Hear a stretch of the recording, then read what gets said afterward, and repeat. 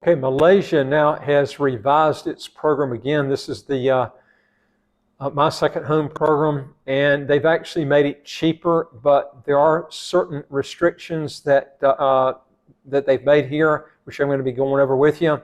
Now, I've always told people before, whenever you're looking for a residency by investment, always pick a country that you know that you can get the passport somewhere down the road, okay?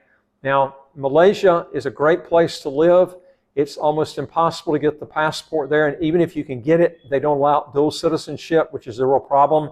They do have a territorial tax system that you can literally live there and have your business and income coming in from outside the country and pay no income tax. Now, as a comparison, because I always like to compare this with St. Kitts because it's the golden standard, St. Kitts has the visa-free travel with St. Kitts is not quite as good as Malaysia. Malaysia, you can go to about 180 countries, visa-free or visa-free on arrival countries and territories. With the St. Kitts passport, you can go to about 162 countries, visa-free or visa-free on arrival. These are countries and territories.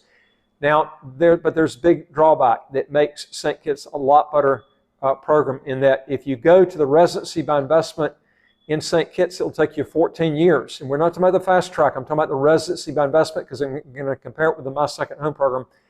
Is you can get the passport, you can apply for it in St. Kitts and Nevis after 14 years of residency. They're not real strict on the residency there in St. Kitts. They really don't have any written rules. Although if you're planning on getting the residency and then just taking off and leaving, I wouldn't do that.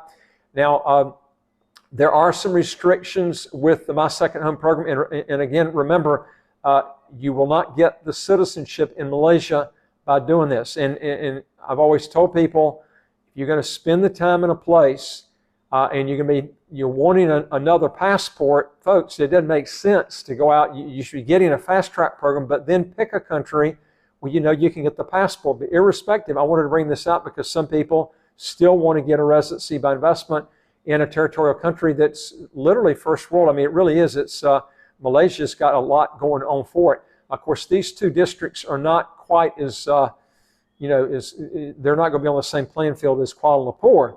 But the fact is if you want a cheap residency by investment, this is an option you can look at, okay? It just depends on, what you're wanting from this. Again, St. Kitts will allow, you can get as many passports and citizenships as you want to. Malaysia, you will not be able to get the passport, and even if you could, you're going to have to relinquish your other citizenships and passports. So this is something you really have to take in consideration. And again, if you have a local business with St. Kitts, you don't pay an income tax. Malaysia, you do, okay? If you have a business locally. Again, Malaysia has a territorial tax system. So this is what you need to take in consideration when you're making big international moves like this.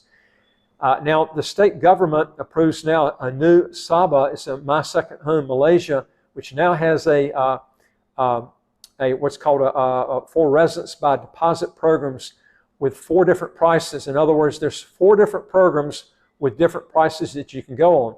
Now, of Malaysia's 13 states and 3 federal territories, 2 have autonomy over their immigration policies, and that's Sarawak and Sabah.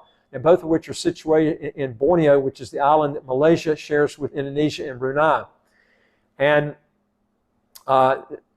this was only joined with the 11 states of what was then the Federation of Malaysia, or what's called Malaya, to form Malaysia in 1963. Now, among the terms of the agreement, that Sabah and Sarawak would retain independence from the peninsula of Malaysia with regard to immigration policies. Now, from time to time, therefore, there are 2 states that have to fit from the federal government on questions of immigration. Now,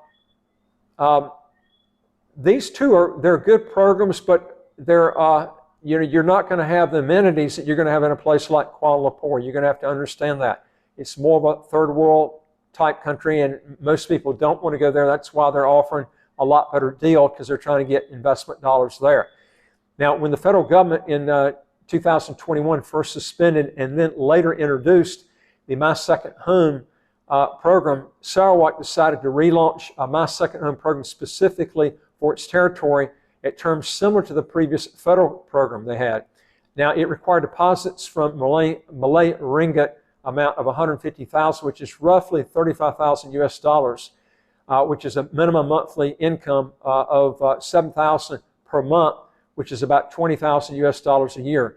The 7,000 a month is Malaysian ringgit. And a 30-day minimum presence requirement in Sarawak, which is, that's probably the biggest negative they've got. Now, Dr. Christina Law, Sabah's cultural and environmental minister, told local press that the state government had approved the policies which govern the prerequisites for participation in the program. And these include the age requirement, medical certification, and fixed deposit account in Sabah. Now, without specifying whether the minimum amounts would differ depending on the family size, she went on to say that a fixed deposit of Malay ringgit of 200,000, which is about 47,000 US dollars, in a Malaysian bank account would be among the requirements. Now, the visa would, like the other version of the My Second Home, be valid for initial 5-year period and then renewable for further 5 years after that, subject to participants' continued compliance with the requirements. Now, applicants will further need to provide certificates of good conduct from their home countries and a clean bill of health. Now, program participants will also be permitted to buy apartments in Sabah, but must, in such cases, spend at least 600,000 Malay ringgit, which is roughly around 141,000 US dollars.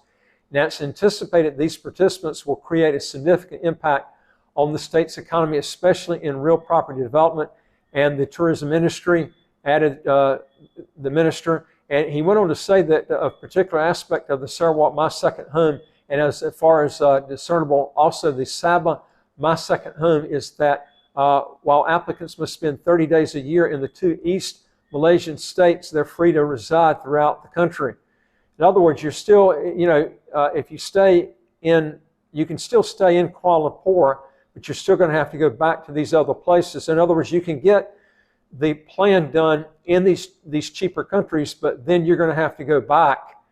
If you live in Kuala Lumpur, you're going to have to go back 30 days a year, which might or might not be a pain in the butt to keep this in force. But if you're hurting for money and you want to, it's worth it to you to go back, each time, once a year for 30 days, to get those requirements, and you can do that. Now, participants in either of the Borneo My Second Home programs, therefore, will have the same access to the rest of Malaysia as participants in the far more expensive federal program. See a comparison in the table, which I'm going to tell you just a couple of things on the differences here. The federal program requires a minimum deposit of 235,000 US, as well as a 90-day physical presence minimum, which has turned a lot of people off there. Unless you're going to move there permanently, but even if you're going to move there permanently, you're still going to have to be there 90 days a year to keep that residency. And again, remember, this does not lead up to citizenship. This is the big problem with this to begin with. Now, again, Malaysia has a My Second Home program, which is the regular one, which is the minimum deposit is 235,000 US dollars. The Malaysian Sabah is 47,000, and then you've got one in Malaysia My Second Home in Sarawak, which is 35,000. Now, my advice to you, if you're going to pick a residency program again, I would tell you to stick with programs where you can get the passport. Anyway, if you want to learn more on this, go to our website, www.citizenshipquickly.com, and just ask for some help. And I would like to hear from you. If you got a question or comment, just put it below. And again, don't forget to hit the subscribe button at the right of your screen right here, and you get new videos automatically as they come out. And I look forward to talking to you in the next video. Take care.